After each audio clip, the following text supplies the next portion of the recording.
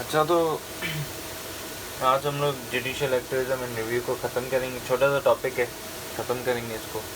Current scenario کی آپ سے میں آج بات کروں گا. Judicial activism and judicial review کا کرنٹ سینیریو کیا ہے. اور جوڈیشل ریویو کی تو ہم نے بات کر لی تھی, کیونکہ جوڈیشل ریویو میں نے آپ کو 2 کیسز, انٹرنیشنل کیسز پڑھائے تھے. وہ تھے ڈاکٹر بونم کیس تھا, میڈیسن ورسز مربری کیس تھا. وہ انٹرنیشنل کیسز میں نے آپ کو اسٹڈی کروا دیے تھے.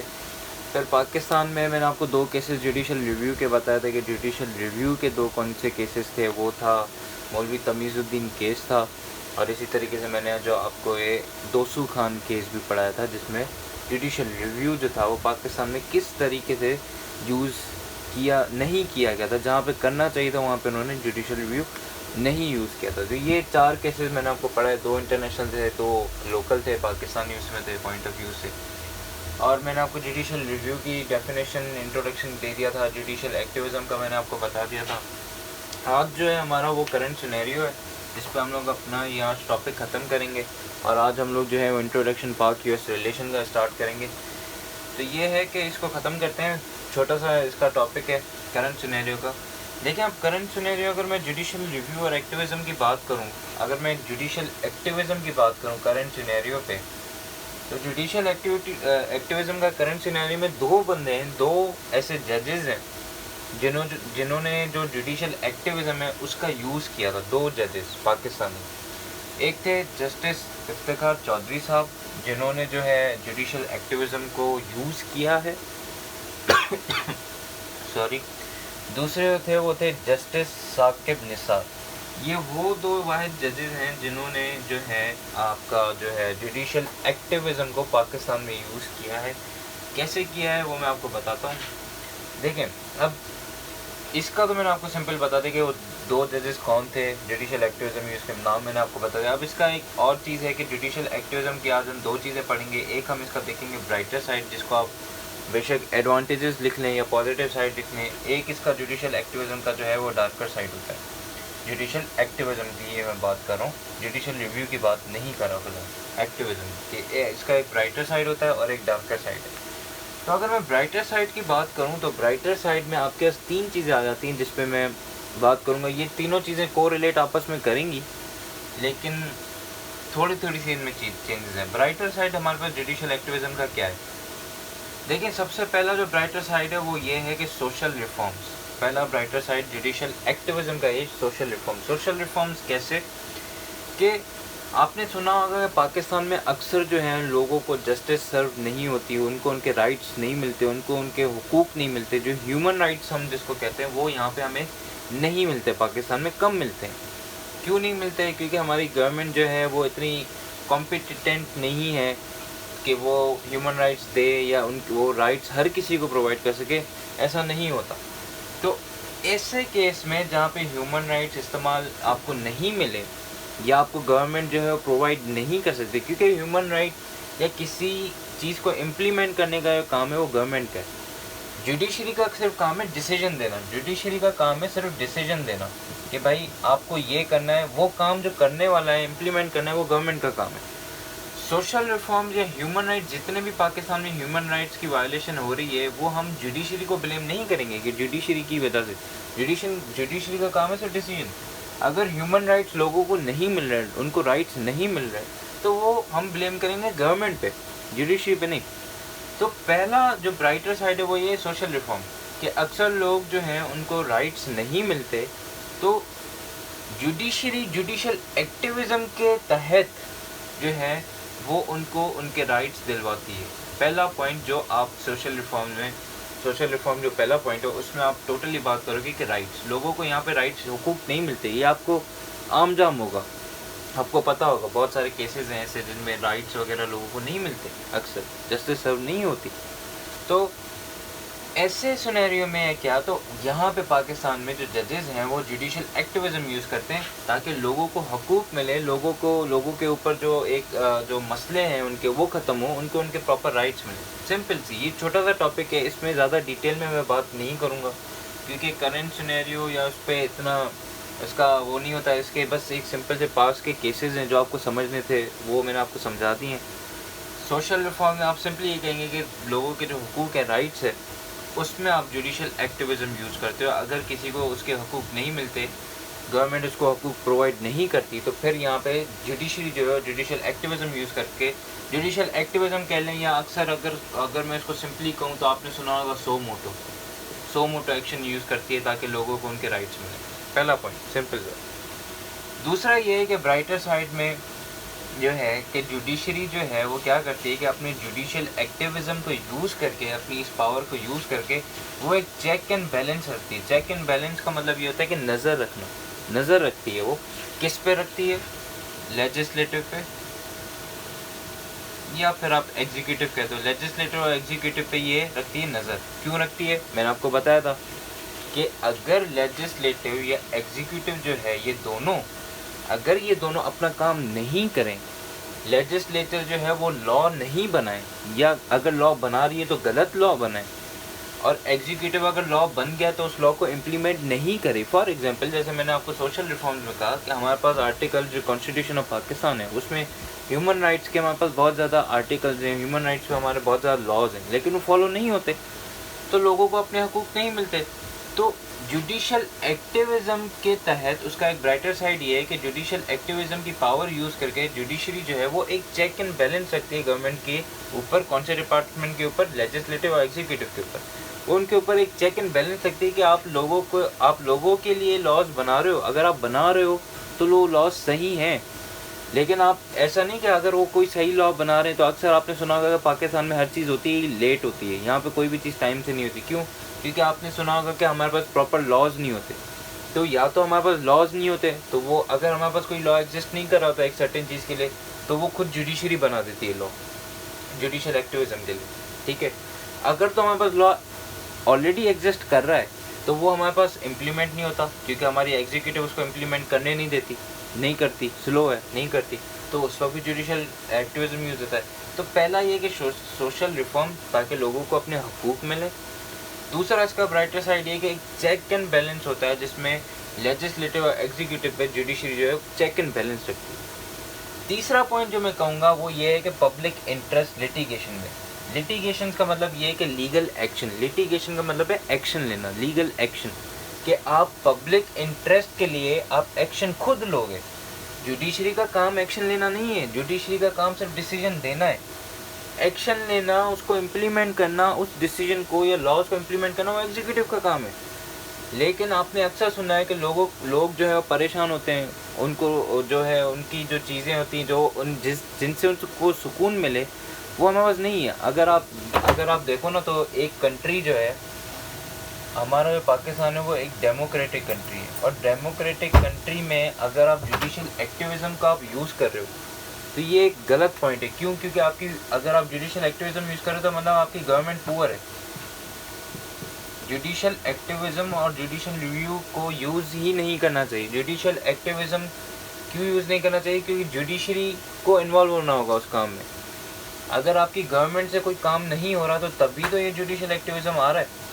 تو اگر آپ کے ملک کے اندر جوڈیشل ایکٹیویزم ایگزسٹ کر رہا ہے تو اس کا مطلب یہ ہے کہ آپ کی گورنمنٹ پور ہے. آپ کا جو ڈیموکریٹک کنٹری ہم لوگ جو کہتے ہیں یہ سو کال ڈیموکریٹک ہو جائے گا صرف کہ آپ اس کو صرف ایک نام سے ڈیموکریٹک کر رہے ہو. جوڈیشل ایکٹیویزم تو ہونا ہی نہیں چاہیے, کیونکہ آپ کے پاس ایک سرٹن گورنمنٹ ایگزسٹ کر رہی ہے. گورنمنٹ کا کام ہے لوگوں کے مسئلوں کا حل کرنا. سپریم کورٹ کا تو کام ہے صرف ڈیسیجن دینا. لیکن اگر supreme court judicial activism use کری تو اس کا مطلب آپ کی گورنمنٹ پور ہے, آپ کی گورنمنٹ اتنی اچھی نہیں ہے. تو یہاں پہ پبلک انٹرسٹ کے لیے بھی اکثر جوڈیشری جو ہے وہ خود سو موٹو ایکشن لے لیتی ہے جوڈیشل ایکٹیویزم. اس کی مثال کیا ہے؟ جیسے 2009 میں ایک کیس ہوا تھا مسنگ پرسن کا. ان لوگوں کو نہیں ڈھونڈا گیا تھا, گورنمنٹ نے انٹرسٹ نہیں دکھایا, گورنمنٹ سے کام نہیں ہوا, تو چودھری افتخار صاحب جو ہیں انہوں نے 2009 میں سو موٹو ایکشن یوز کر کے یا جوڈیشل ایکٹیویزم یوز کر کے انہوں نے بولا کہ ان مسنگ پرسن کو ہم ڈھونڈیں گے. 2009 میں یہ کیس ہوا تھا جوڈیشل ایکٹیویزم کا. اس کا مطلب آپ کی گورنمنٹ جو ہے ویک ہے. دوسرا کیس ہمارے پاس یہ ہوا تھا, یہ میں برائٹر سائڈ بتا رہا ہوں, public interest. Third point, loss for cellular. آپ نے دیکھا ہوگا کہ اکثر آپ ایزی لوڈ کرواتے ہیں کیا تو جو ہیں, یا آپ بیلنس ڈلواتے تو اس میں آپ کے ٹیکس کٹ جاتے ہیں موبائل میں. تو شروع میں بیچ میں مطلب لاز کچھ نکالے تھے, وہ بھی جوڈیشری کی طرف سے ہی نکلے تھے کہ بھائی آپ اگر آپ 100 روپیز کا لوڈ کرواتے ہو تو آپ کو ملتے ہیں 60-80 روپیز، ٹھیک ہے، 20 روپیز آپ کے ٹیکس میں کٹ جاتے ہیں. تو انہوں نے ایک لا نکالا تھا جو کہ لا فار سیلولر تھا. سیلولر مینس کہ نیٹ ورک کمپنیز کے لیے، کہ بھائی آپ یہاں پہ لوگوں سے ٹیکس نہیں لو. یہ بھی ایک جوڈیشل ایکٹیویزم تھا. اب یہ کام جوڈیشری کا تو نہیں ہے، یہ تو کام گورنمنٹ کا ہے. ٹیکس کا کام یا ٹیکس کا کوئی امپلیمنٹیشن یا ٹیکس ہٹانا یا ریموو کرنا، یہ کام جوڈیشری کا تو نہیں، یہ تو گورنمنٹ کا ہے. اب جوڈیشری جو ہے وہ گورنمنٹ کا کام کر رہی ہے. یہ جو میں نے مسنگ پرسن کیس بتائی، یہ بھی کام جوڈیشری کا تو نہیں، یہ تو گورنمنٹ کا کام ہے. تو یہ آپ ایگزامپل دیکھتے ہیں. فار ایگزامپل اگر میں ایک اور چیز کہوں کہ ہمارے پاس جو پرائیویٹ اسکول ہیں پہلے جو ہوتے تھے وہ فی ایک سمپل ہوتی تھی 3000 4000 5000. اب اگر آپ پرائیویٹ اسکول کی فیس دیکھو گے تو وہ 30,000 ہوتی ہے ایک اسٹوڈنٹ کی، پر اسٹوڈنٹ. تو یہ بھی کام اس کا جوڈیشری کا تو نہیں ہے کہ وہ پرائیویٹ فیس یا اسکول کو کم کروائے، لیکن وہ اپنا ایکٹیویزم میں سو موٹو ایکشن کر کے وہ کم کرواتی ہے. پہلے بھی کروائیں، ابھی کا آپ کہہ سکتے ہو کہ شاید ابھی نہیں کیا، لیکن پہلے کیا ہے، کم کروائیں. اب یہ کام جو ہے یہ جوڈیشری کا نہیں، یہ گورنمنٹ کا ہے. یہ سارے کام گورنمنٹ کے، لیکن یہ کام کون کر رہا ہے؟ جوڈیشری کر رہی ہے. سو موٹو ایکشن جوڈیشری لے رہی. سو موٹو ایکشن لینا ہی نہیں چاہیے. اگر آپ کا کنٹری یا گورنمنٹ اتنی اسٹرانگ ہے تو آپ کبھی بھی سو موٹو ایکشن یا جوڈیشل ایکٹیویزم یوز ہی نہیں کرو گے. لیکن پاکستان کی گورنمنٹ پور ہے، اور اسی پوائنٹ کی وجہ سے جو جوڈیشری ہے وہ گورنمنٹ کا کام کرے. انہی وجہ سے ہمارے ملک میں جو ہے وہ پولیٹیکل انسٹیبلٹی ہے، کہ آپ دوسرے بندے کا کام کر رہے ہو، وہ دوسرا بندہ کسی اور کا کام کر رہا ہے. اگر آپ اپنا خود کا کام نہیں کرو گے، کسی اور کا کام کرو گے، تو آپ کے ملک کے اندر ڈیفینیٹلی پولیٹیکل انسٹیبلٹی آئے گی. پولیٹیکل انسٹیبلٹی کہ جب ایک جو ادارہ ہے وہ کسی اور ادارے کا کام کر رہا ہو تو اس کو آپ کہو کہ پولیٹیکل انسٹیبلٹی آئے گی. پولیٹیکل انسٹیبلٹی ملک کے اندر آ جائے گی. تو یہ ہے اس کا برائٹر سائڈ، کہ آپ جوڈیشل ایکٹیویزم جو یوز کرتے ہو وہ لوگوں کے سوشل ریفارمز کے لیے یوز کرتے ہو، لوگوں کو حقوق دینے کے لیے یوز کرتے ہو.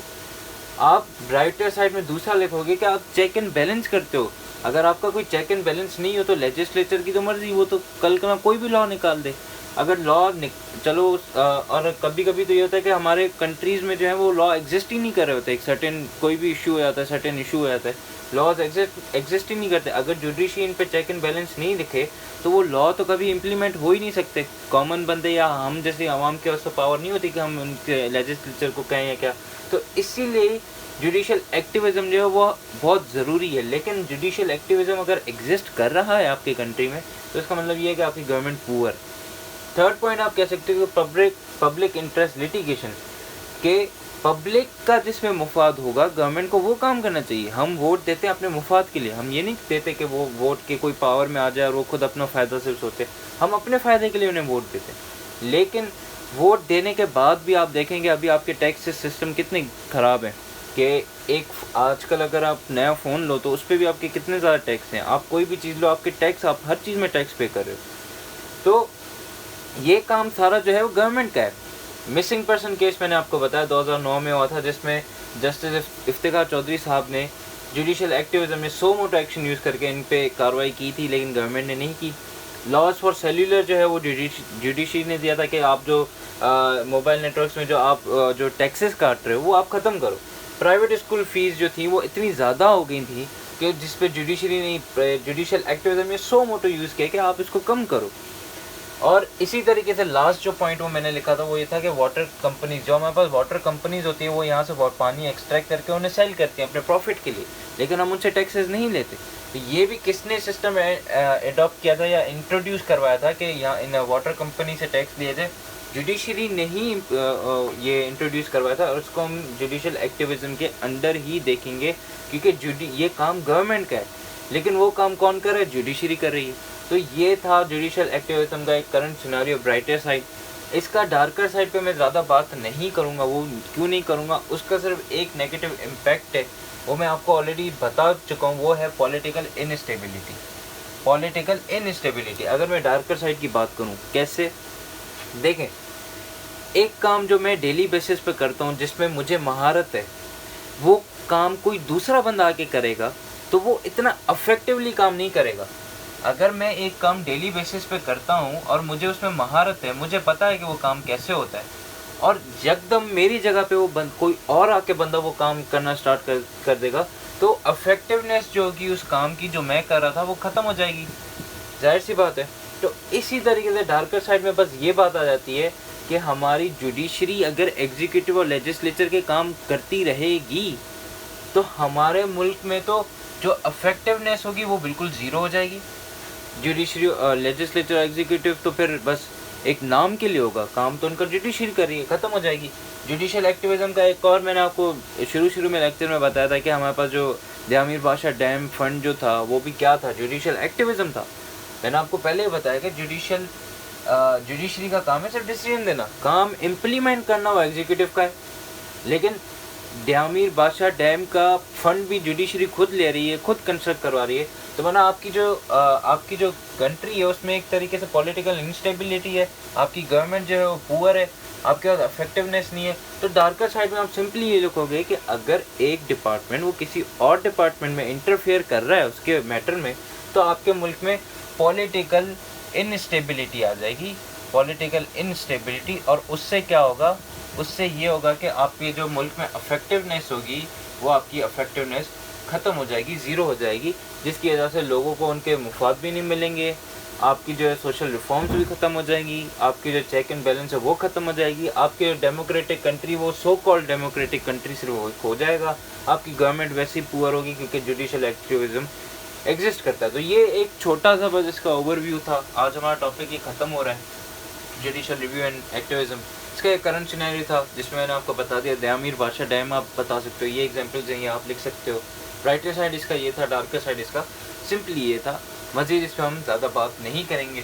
تو یہ تھا judicial activism and judicial review, جو ٹاپک آج ہم نے ختم کیا ہے. اس میں جو تھے جتنے بھی کیسز جو امپورٹنٹ تھے, 4 کیسز ہم نے پڑھے, ہم نے چاروں کے چاروں کر لیے, انٹرنیشنل بھی اور پاکستانی بھی, ہم نے چاروں کے چاروں کیسز کر لیے. کل جو ہے میرا تھا کہ میں کیونکہ پاک یو ایس ریلیشن کا آج میں سے آپ کو انٹروڈکشن دوں گا. کل سے ہمارا ریلیشنز کا جو ہے وہ ہم شروع کریں گے. پاک یو ایس ریلیشن ہمارا پہلا ہوگا ریلیشن. میرا تھا کہ کل جو تھی کلاس وہ میں رات کو ارینج نہیں کر پاؤں گا کیونکہ میں شاید آؤٹ آف سٹی ہوں, تو اس وجہ سے میں نہیں کر پاؤں گا. اگر کل دوپہر میں آپ لوگ فری ہیں تو کائنڈلی مجھے بتا دیجیے گا, تو ہم دوپہر میں کلاس ارینج کر لیں گے, ورنہ شام تک ارینج کر لیں گے.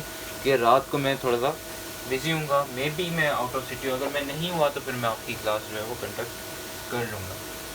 تو اب ہمارا جو نیکسٹ ٹاپک ہے جس کے بارے میں ہم ڈسکس کریں گے, ایک انٹروڈکشن سمپلی, وہ ہے پاک یو ایس ریلیشنز.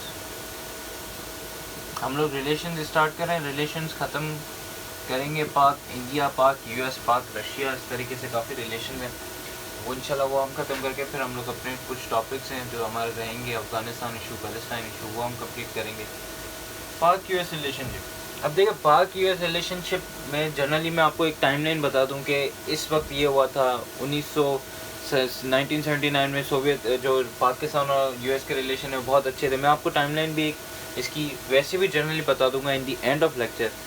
لیکن اس میں پاک یو ایس ریلیشن میں 3 چیزیں ہیں جو آپ کو لکھنی, جو آپ کو پتہ ہونی چاہیے, جس کی وجہ سے ہماری جو ریلیشنز ہیں وہ اوپر نیچے ہمیشہ ہوتے رہیں. 3 چیزیں جن کی وجہ سے. نمبر 1 آپ لکھو گے انڈیا فیکٹر, انڈین فیکٹر. کیوں؟ کیونکہ انڈیا کا اس میں بہت بڑا رول ہے کہ ہمارا جو یو ایس سے ریلیشن ہے وہ ڈیٹریمنٹل رہا ہے, کم رہا ہے. یہ بھی آپ کہہ سکتے ہو انڈین فیکٹر. دوسرا فیکٹر جو ہم کہہ سکتے ہیں وہ افغانستان فیکٹر ہے, کہ افغانستان کی وجہ سے بھی جو ہے ہمارا ان سے ریلیشن کبھی اچھا بھی ہوا ہے, کبھی برا بھی رہا ہے. جیسے عمران خان صاحب نے بیسز دینے سے منع کر دیا تھا, ابھی کرنٹ اس کا وہ ہے, تو اس میں جو آپ لکھ سکتے ہو کہ ان کے ریلیشن خراب ہو گئے تھے. اب تو افغانستان کا وہ چیپٹر ہی کلوز ہو گیا, لیکن سمجھانے کے لیے آپ کو یہ افغانستان فیکٹر بھی ایک تھا کہ پاک یو ایس ریلیشن پہ بڑا فرق اس نے بھی ڈالا تھا. انڈیا کے فیکٹر نے تو ڈیفینیٹلی ڈالا, ابھی بھی ڈالا ہوا ہے. نمبر 3 جو ہے وہ ہے چائنا فیکٹر.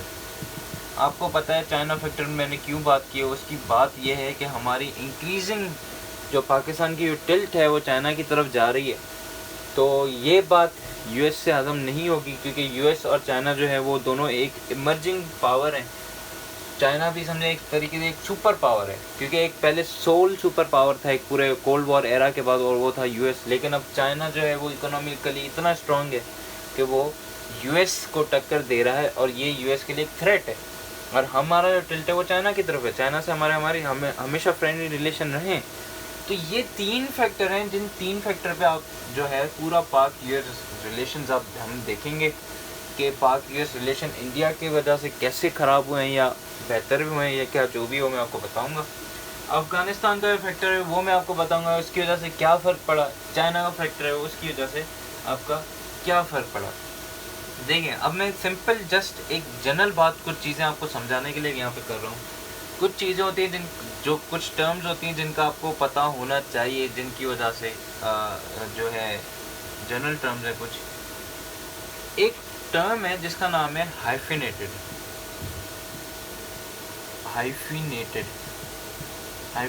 پالیسی. یہ ایک ٹرم ہے ہائفینیٹڈ پالیسی. یہ مے بی آپ نے سنا ہو یا نہیں سنا ہو یہ مجھے نہیں پتا, لیکن ہائفینیٹڈ پالیسی کا مطلب میں سے آپ کو بتاؤں کیونکہ یہ ایک اچھا ٹرم ہے جو آپ یوز کر سکتے ہو. ہائفینیٹڈ پالیسی جو ہے اس کا مطلب یہ ہوتا ہے کہ فار ایگزامپل 3 دوست ہیں اے بی سی, ٹھیک ہے. ہائفینیٹڈ پالیسی کا مطلب یہ ہوتا ہے کہ آپ کسی ایک بندے کے طرف ٹلٹ ہو. فار ایگزامپل میں جو ہوں یہ ہے 3 اسٹیٹ ہیں, state A, state B, state C. State B اور سی میں جو ہے ان دونوں میں اسٹیٹ بی اور سی ان دونوں میں جو ہے ایک جھگڑا چل رہا ہے. ان دونوں کے بیچ میں ایک اسٹرائف ہے, جھگڑا چل رہا ہے. ان دونوں کے بیچ میں وائلنس ہے, اسٹرائف ہے, جھگڑا چل رہا ہے. ان دونوں کی آپس میں نہیں بنتی. لیکن یہ دونوں اسٹیٹ جو ہے وہ اسٹیٹ اے پہ ڈپینڈنٹ ہے, بی بھی ڈپینڈنٹ ہے, سی بھی ڈپینڈنٹ ہے. دونوں اسٹیٹ اے کے اوپر ڈپینڈنٹ ہے, ٹھیک ہے. تو اگر تو اسٹیٹ بی جو ہے وہ اسٹیٹ اے کو کہتا ہے کہ بھائی آپ جو ہے وہ اسٹیٹ سی کے ساتھ ریلیشن ختم کرو, آپ صرف میرے ساتھ ریلیشن رکھو, اگر آپ میرے ساتھ چلنا چاہتے ہو تو آپ سی کو چھوڑ دو. اور اس کے بیہاف پہ اے کہتا ہے کہ ٹھیک ہے میں تو ریلیشن صرف بی سے رکھوں گا, سی کے ساتھ میں ختم. تو اس کو کہتے ہیں ہم ہائفینیٹڈ پالیسی, کہ آپ جو ہے کسی ایک کی طرف ٹلٹ کرو گے. 3 بندے ہیں, ان 2 بندوں کے بیچ میں جھگڑا ہے, بی اور سی کے بیچ میں جھگڑا ہے. جیسے میں کہوں کہ فہد اور اللہ بخش ہیں, ٹھیک ہے. آپ دونوں کے بیچ میں جھگڑا ہے, فہد کے بیچ میں اور اللہ بخش کے بیچ میں. اب اللہ بخش مجھے کہتا ہے کہ یار حیدر آپ جو ہے وہ یا تو میری سائڈ ہو یا فہد کی سائڈ. تو میں ورنہ پھر اللہ بخش مجھے یہ کہتا ہے کہ آپ کسی ایک کی سائڈ پہ ہو, یا تو میری سائڈ پہ یا فہد کی سائڈ پہ. میں کہتا ہوں کہ ٹھیک ہے یار میں اللہ بخش کی سائڈ پہ ہوں تو میں فہد کو چھوڑ دیتا ہوں. تو اس کو کہتے ہیں ہائفینیٹڈ پالیسی, کہ آپ کسی ایک کے سائڈ پہ ہوتے ہو اپنے مفاد کے لیے, اپنے نیشنل انٹرسٹ کے لیے. تو یہ ہائفینیٹڈ پالیسی جو ہے یہ اسٹیٹس کی شروع سے چلتی آ رہی ہے. آپ کہہ سکتے ہو کہ جیسے ایک مثال سمجھانے کے لیے کہوں, صرف یہ میں بتاؤں گا باتیں آگے. جیسے میں کہوں کہ 1970s میں جو تھے وہ پاکستان اور یو ایس کے جو ریلیشن تھے وہ اسٹرانگ تھے. پاکستان یو ایس کی طرف, یو ایس جو تھا وہ پاکستان کی طرف ٹلٹ تھا. کیوں تھا؟ اس نے ایک ہائفینیٹڈ پالیسی رکھی. وہ انڈیا کی طرف ٹلٹ نہیں تھا, وہ پاکستان کی طرف جو تھا وہ ٹلٹ تھا. کیوں تھا؟ کیونکہ اس کو وہاں سے اس کا نیشنل انٹرسٹ مل رہا. وہ کیا تھا؟ وہ تھا افغانستان میں جو سوویت یونین جو آ رہا تھا, کانکر کر رہا تھا اس کو. تو اس لیے اسٹیٹ جو ہے وہ ہائفینیٹڈ پالیسی رکھتے ہیں according to their national interest. تو یو ایس کا ایک نیشنل انٹرسٹ تھا کہ اس کو افغانستان میں جا کے سوویت یونین کو روکنا تھا, کہ سوویت یونین وہاں پہ نہیں ہے, وارم واٹرز کو حاصل کرنے کے لیے نہیں ہے. تو اس نے ایک ہائفینیٹڈ پالیسی پاکستان کی رکھی کہ میں آپ کے ساتھ ہوں, میں آپ کو سپورٹ کر رہا ہوں. اس وقت اس کا ریلیشن انڈیا کے ساتھ اتنا اسٹرانگ نہیں تھا یا کیا, یا اگر میں یہ بھی بات جو انڈیا کے ساتھ اس کا ریلیشن تھا وہ اتنا اسٹرانگ نہیں تھا. تو یہ تھا ہائفینیٹڈ کہ کسی ایک کی طرف ہونا, ٹھیک ہے, کسی ایک سرٹن اسٹیٹ کی طرف ہونا, اس کو ہم کہتے ہیں ہائفینیٹڈ پالیسی. کہ آپ کہہ سکتے ہیں کہ بھائی یو ایس نے ہائفینیٹڈ پالیسی رکھی تھی پاکستان کے ساتھ 1970s میں. کیوں؟ کیونکہ اس کو وہاں پہ اس کا مفاد تھا, اس کا فائدہ تھا, اس کا نیشنل انٹرسٹ تھا افغانستان میں. تو اس کو کہتے ہیں ہائفینیٹڈ پالیسی. اب اسی کے اینٹی, ہائفینیٹڈ پالیسی کے ہی اینٹی ایک ٹرم ہوتا ہے جس کو آپ کہتے ہو ڈی ہائفینیٹڈ پالیسی. ڈی ہائفینیٹڈ پالیسی اسی کے اینٹی ایک ٹرم ہے. ہائفینیٹڈ کا مطلب ہے کہ کسی ایک کی طرف جانا. میں یا تو اللہ بخش کی طرف ہوں یا تو میں فہد کی طرف ہوں, کسی ایک کی مدد کروں, کسی ایک کا ساتھ دوں, وہ ہوتا ہے ہائفینیٹڈ پالیسی. جیسے میں نے آپ کو بتایا کہ 1970s میں यूएस जो है वो पाकिस्तान की तरफ टिल्ट था क्योंकि उसको पाकिस्तान की ज़रूरत थी, ठीक है, तो वो हाइफेनेटेड पॉलिसी हुई। डी हाइफेनेटेड पॉलिसी ये कि 3 स्टेट हैं, state A, B and C. B और सी में दोनों में मसला चल रहा है, दोनों में मसला चल रहा है। बी जो है वो ए के पास जाता है, बोलता है कि यार आप जो मेरा साथ दो, सी को छोड़ दो। लेकिन ए कहता है कि नहीं भाई, मैं जो हूँ वो आपके साथ भी चलूँगा और मैं सी के साथ भी चलूँगा, वो आप दोनों का आपस का मसला है, आप दोनों अपना झगड़ा आपस में सुलझा लो, मैं तो आपके साथ भी चलूँगा, मैं तो सी के साथ। तो उसको हम कहते हैं डी हाइफेनेटेड पॉलिसी। इसकी मिसाल कैसे दूँ? इसकी मिसाल ऐसे दूँ कि आपने कोल्ड वॉर एरा पढ़ा होगा जो कि 1947 से ही शुरू हो गया था, 1947 से ही स्टार्ट था। जब पाकिस्तान को इंडिपेंडेंस मिली, इंडिया को भी इंडिपेंडेंस मिली, तो यूएस जो था वो किसी एक की तरफ टिल्ट नहीं था कि वो पाकिस्तान में क्योंकि उसका कोई इंटरेस्ट ही नहीं था 1947 में यूएस का, ना उसका इंटरेस्ट इंडिया में था, दोनों न्यू इकोनॉमी न्यू स्टेट बने थे, कोई इंटरेस्ट ही नहीं था।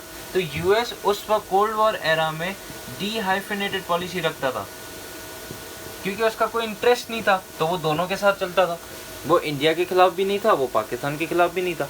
तो इसको हम कहते हैं डी हाइफेनेटेड पॉलिसी, जिसका मतलब ये कि आप दोनों के साथ चलोगे, आप अपना रिलेशन दोनों के साथ ख़राब नहीं करोगे। वेदर वो दोनों जो है आपस में झगड़े में हो, कुछ भी हो, आप उनको कहोगे कि नहीं भाई मैं आपके साथ भी चलूँगा, भले उनका आपस में झगड़ा हो। तो ये होता है डी हाइफेनेटेड पॉलिसी। हाइफेनेटेड मतलब किसी एक के साइड पे हो जाना, जैसे अभी जो यूएस है वो इंडिया के साइड हुआ है, उसको मिलिट्री असिस्टेंस भी दे रहा है, इकोनॉमिक असिस्टेंस भी दे रहा है, पाकिस्तान की साइड पे नहीं है वो अभी, तो उसको हम कहेंगे उसकी अभी एक हाइफेनेटेड पॉलिसी उसने चलाई हुई है कि वो इंडिया के साइड पे।